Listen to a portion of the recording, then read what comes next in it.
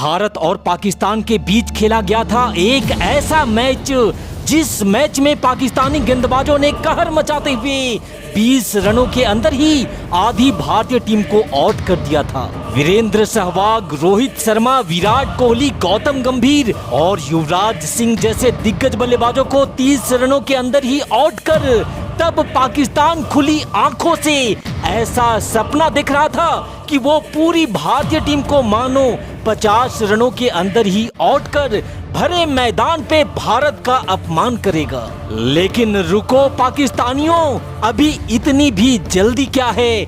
अभी तो हवा में उड़ते तुम्हारे पैरों को जमीन पर पटकना बाकी है। तो मेरे प्यारे साथियों, तैयार हो जाइए क्रिकेट की इस सबसे बड़ी राइवलरी वाले इस महा मुकाबले के लिए, जहां भारत की तरफ से डेंजर मैन बीरू भैया के साथ हमारे गौती भैया पारी की शुरुआत करने मैदान पर उतरते हैं। पाकिस्तान की तरफ से गेंदबाजी करने आए मोहम्मद इरफान की गेंद पहले ओवर से ही जिस तरह से हवा में लहरा रही थी, उसे देखकर इतना तो तय हो गया था कि इस पिच पर बल्लेबाजी करना काफी मुश्किल होने वाला है। इस मुश्किल भरी पिच पर हर गेंद पे ऐसे लग रहा था मानो विकेट गिरने वाला हो। अगर सच कहूँ तो ये पिच बल्लेबाजों के लिए आज किसी कब्रिस्तान से कम नहीं दिख रहा था। अभी दोनों बल्लेबाजों ने कुल 70 रन भारतीय टीम के बोर्ड पर जोड़े ही थे कि तभी डेंजर मैन बीरू भैया 4 रनों के निजी स्कोर पर क्लीन बोल्ड हो जाते हैं और 17 के स्कोर पर भारत को पहला झटका लग जाता है। लेकिन अभी तो ये भारत के लिए सिर्फ तूफान आने का संदेशा था।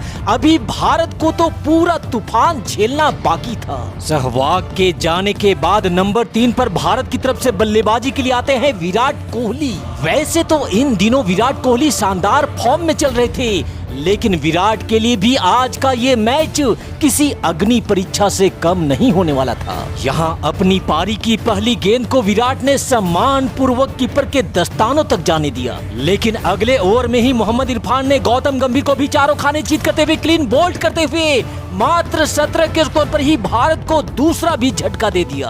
भारतीय टीम के बल्लेबाजों के साथ ये क्या हो रहा था? मुझे तो क्या ये किसी को भी कुछ समझ में नहीं आ रहा था। मात्र 5वें ओवर के खेल में ही भारतीय टीम ने अपने दोनों ओपनर बल्लेबाजों का विकेट गंवा दिया था। नंबर 4 पर भारतीय टीम की डूबती नैया को संभालने का जिम्मा यहाँ युवराज सिंह को दिया जाता है। हालांकि पारी के 6ठे ओवर में जुनैद खान की गेंद पर विराट कोहली आउट होने से बाल तो बच जाते हैं, लेकिन फिर उसी ओवर में जुनैद खान ने विराट कोहली के भी स्टंप को उखाड़ फेंक मात्र 19 के स्कोर पर ही भारतीय टीम के तीसरे विकेट का भी पतन कर दिया।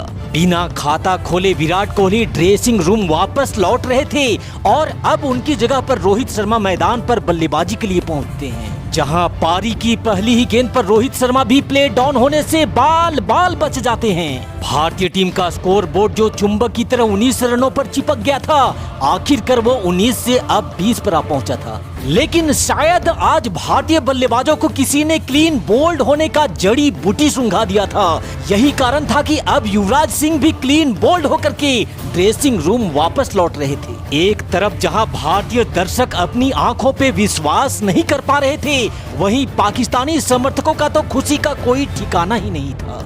20 रन पे अपना चौथा विकेट गंवाने के बाद अब रोहित शर्मा का साथ देने मैदान पे पहुंचते हैं सुरेश रैना। यहां से आगे रोहित और रैना ने मिलकर बड़ी मुश्किल से भारतीय टीम के स्कोर को अभी 29 रनों तक पहुंचाया ही था कि तभी 10वें ओवर में ही रोहित शर्मा भी 4 रनों की पारी खेल अपना विकेट गंवा बैठते हैं और अब 10वें ओवर के खेल में भारत का स्कोर था 29 पे 5। मैच देख रहे लोग अब अपना आपा खोने लगे थे, क्योंकि किसी ने कल्पना नहीं करी थी कि मात्र 29 रनों के स्कोर पर आधी भारतीय टीम ड्रेसिंग रूम वापस पहुंच जाएगी। लेकिन इसी बीच बल्लेबाजी के लिए दस्तक देता है वो शख्स जिसने मानो आते ही ये कसम खा ली हो कि गंभीर का, रोहित का, विराट का, सहवाग का और युवराज का सबका बदला वो अकेला लेगा और ऐसा बदला लेगा जिसे पाकिस्तान कभी भूल नहीं पाएगा। तो लेडीज एंड जेंटलमैन, जरा अपनी कुर्सी की पेटी को कसकर बांध लीजिए,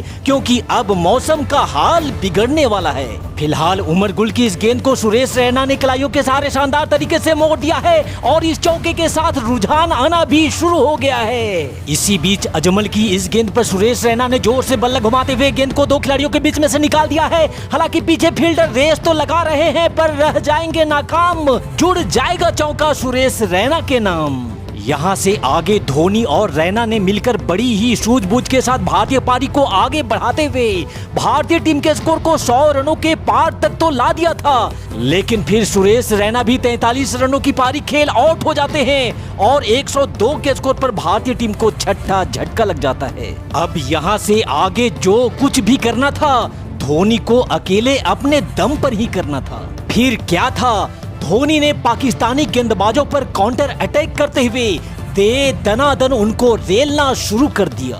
जुनैद खान की ऑफ स्टंप से बाहर जाती इस गेंद पर धोनी ने जोर से बल्ला चलाया और आसमान को चीरते हुए एक फ्लैट छक्का जुनैद खान के खाते में दर्ज कर दिया। धोनी के इस छक्के ने काफी देर के बाद भारतीय दर्शकों को नाचने पे मजबूर कर दिया था और फिर उमर गुल की भी बत्ती को धोनी ने गुल करते हुए मिड ऑन की तरफ एक शानदार जबरदस्त चौका भी जड़ दिया। इस चौके के साथ तो सबसे पहले धोनी ने अपना अर्धशतक पूरा किया और अर्धशतक पूरा करने के बाद धोनी एक बार फिर से अपने काम को अंजाम देने में लग गए। Into the fence.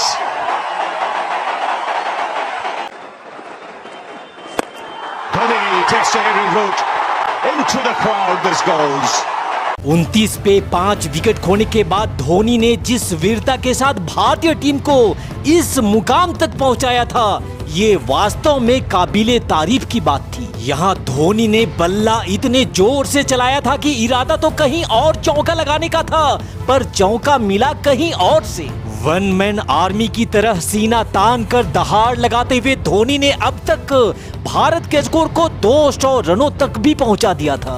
भारत को 50 रनों के अंदर ऑल आउट करने वाले पाकिस्तान के सपने को धोनी अब अपने पैरों से कुचल रहे थे। पाकिस्तानी गेंदबाजों के हवा में उड़ते पैरों को पकड़कर जमीन पर पटकते हुए धोनी ने इस शानदार छक्के के साथ शानदार तरीके से अपना शतक पूरा किया। शतक पूरा करने के बाद धोनी ने एक बार फिर से जुनैद खान को रडार में लिया और गोली की रफ्तार से उसकी गेंद को सीमा रेखा के पार कर दिया। इस मैच में धोनी ने 113 रनों की कमाल, लाजवाब और वीरता वाली पारी खेली, जिसके दम पर भारतीय टीम के दामन पर एक बड़ा कलंक लगने से बच जाता है। तो धोनी की इस वीरता भरी पारी के लिए उनके नाम इस वीडियो पे एक लाइक जरूर दीजिएगा और चैनल पे नए हैं तो इसे सब्सक्राइब करना भी बिल्कुल मत भूलिएगा।